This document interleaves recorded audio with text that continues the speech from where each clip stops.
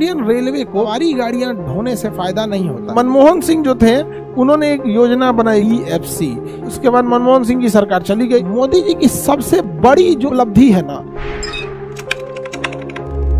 Actual में अगर आप गौर से समझिएगा ध्यान से इंडियन रेलवे को, तो इंडियन रेलवे को सवारी गाड़ियां ढोने से फायदा नहीं होता है, क्योंकि सवारी गाड़ियों में बहुत झमेला होता है। जबकि सामान ढोने वाली मालगाड़ियां जो होती हैं, गुड्स वैगन होती हैं, जिन्हें फ्रेट कहा जाता है, फ्रेट मतलब होता है मालगाड़ी, फ्रेट होते हैं, उनसे ज़्यादा फायदा होता है। रीजन समझिए, मालगाड़ी में क्या चाहिए, सामान लोड कर दिए, काम खत्म। उसको ना प्लेटफॉर्म चाहिए, ना प्लेटफॉर्म पे सफाई चाहिए, ना लाइट चाहिए, ना पंखा चाहिए, ना बिजली चाहिए, ना जनरेटर चाहिए, ना बैकअप चाहिए, ना सिक्योरिटी चाहिए, ना पानी, खाना, अनाउंसमेंट, ई ट्रेन, प्लेटफॉर्म पे कुछ भी नहीं चाहिए उसको। वो बस एक ट्रेन लगी, उसमें सामान लोड कर लो। वो भी लोड कौन कराता है, जिसका सामान है वो। तो इंडियन रेलवे को मालगाड़ियों से फायदा होता है। सवारी गाड़ियों में तो बहुत घाटा होता है। उसमें पानी भरो, खाना दो, उसमें स्टाफ रखो, टिकट चेक करो, कोनो फर्जी घुस गया कि नहीं घुस गया, वेटिंग लिस्ट लगाओ, अनाउंसमेंट करो, ई ट्रेन 4 नंबर पे 5 नंबर पे खड़ी हुई है, कोनो उसमें जहर खोरानी कर देगा, छेड़खानी कर देगा, बाथरूम में जाके कोनो कुछ नाम लिख देता है, सब फलाना फलाना मैं प्रधानमंत्री, तो कुछ जाके नाच देता है सब पूरी तरह जाके। कोनो पंखा तोड़ दिया, लाइट फोड़ दिया, जंगला का शीशा तोड़ दिया, कोनो का मोबाइल लेके भाग गया। बड़ी झमेला है रेलवे में इसमें, जबकि मालगाड़ियों में कोई झमेला नहीं है। लेकिन हम लोग को सबसे ज़्यादा फायदा किस में होता है, मालगाड़ियों से फायदा होता है। लेकिन हम लोग ने मालगाड़ियों को कोई ध्यान नहीं दिया। 2-2 दिन तक एक ही जगह खड़ा रहती है सर, देखिएगा ना बेचा, 2-2 दिन तक एक ही जगह खड़ा रहा।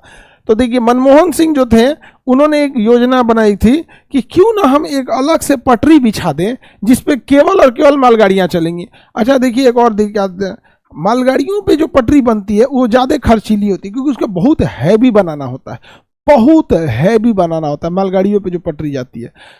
दूसरा, उन मालगाड़ियों पे जो पटरी जा रही होती है उनमें लोड ज़्यादा होना चाहिए, ब्रिज ज़्यादा होना चाहिए, उनमें हर चीज़ सिस्टम अलग है। तो उन्होंने एक योजना बनाई थी कि क्यों ना हम यहाँ पे एक अलग से पटरी बिछा दे मालगाड़ियों की, ये वाले एरिया में।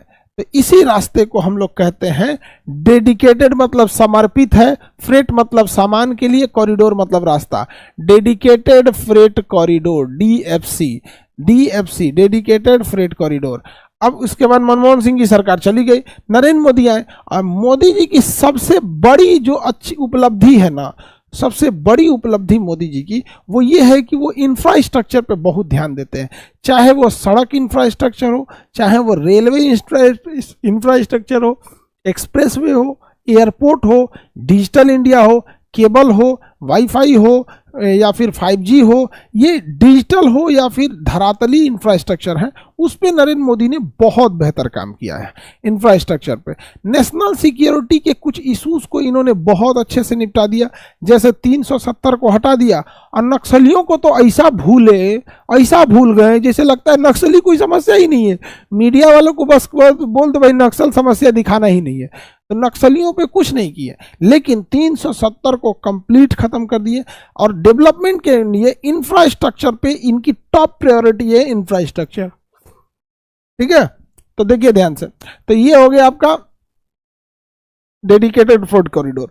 इस डेडिकेटेड फ्रेट कॉरिडोर पे नरेंद्र मोदी ने बहुत पैसा खर्च कर दिया यहाँ पर, और ये डेडिकेटेड फ्रेट कॉरिडोर मुंबई के जवाहरलाल नेहरू बंदरगाह से निकलेगा, मध्य महाराष्ट्र होगा, गुजरात होगा, मध्य प्रदेश, राजस्थान होते हुए कहाँ तक आएगा, ये मुंबई के पास आएगा, दादरी, यहाँ दिल्ली के पास एक जगह है दादरी, तो दादरी से स्टार्ट होगा और दानकुनी कहाँ तक जाएगा, JNPT तक, और एक लुधियाना से स्टार्ट होगा और ये जाएगा कहाँ तक, लुधियाना से स्टार्ट होके और यहाँ तक आएगा दानकुनी तक, यहाँ से। तो ये वाला हो गया पूर्वी, ये भी DFC है और ये भी DFC है, ये भी क्या है, DFC है, ये भी DFC है। लेकिन ये पूर्वी साइड में, इसलिए इसका नाम है ईस्टर्न DFC और इसका नाम है वेस्टर्न DFC।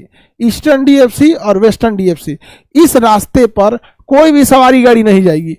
सवारी गाड़ी के बगल में एक अलग रास्ता रहेगा, उसका नाम रहेगा DFC। देखिए ध्यान से DFC को, ये है आपकी DFC। इस ट्रेन का रेलवे देखिए बहुत हैवी इसका रेलवे होता है, मजबूत होता है। इसका रेलवे स्टेशन देखिए ऐसे होता है, कोई रेलवे स्टेशन ऐसे होता है, यहाँ पे कोई सवारी वारी वाला व्यवस्था नहीं है। यहाँ पे सब लोग यहाँ सामान ले आके रखो, लोड करो, ले जाओ। यहाँ पे इसकी ट्रेनें जो होती हैं 2 तल्ला होती हैं, देखिए एक तल्ला यहाँ पे कंटेनर रख दो, एक तल्ला यहाँ कंटेनर रख दो। अब ये कंटेनर रख दो, इसके ऊपर लोड कर दो। अब आपको करना है क्या है, आपको जो सामान लोड करना है, सामान लोड करना है उसको इस कंटेनर में रखिए। अच्छा, यहाँ आदमी को पार करने वाला ब्रिज नहीं है, क्रेन लगा हुआ है, देखिए इधर से उधर, ये क्रेन कंटेनर वाला को उठा के रख देगा इधर से उधर, समझ आ गया कि नहीं, क्रेन लगा हुआ है। तो ये है डेडिकेटेड फ्रेट कॉरिडोर।